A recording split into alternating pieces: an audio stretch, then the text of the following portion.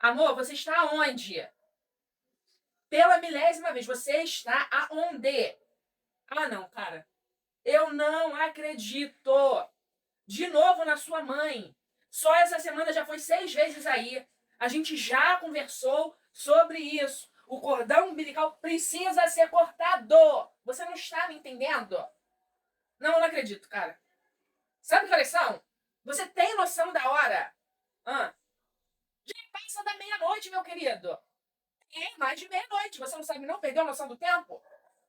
Olha, jantou, né? Pelo menos. Não jantou, não? Eu não vou botar janta pra você, não, hein? Se vira! Se vira! E não vem de papo, não, com enrolação, porque eu não vou te ouvir. Eu já estou pronta pra dormir. E outra coisa, eu já estou arrumando a sua cama, hein?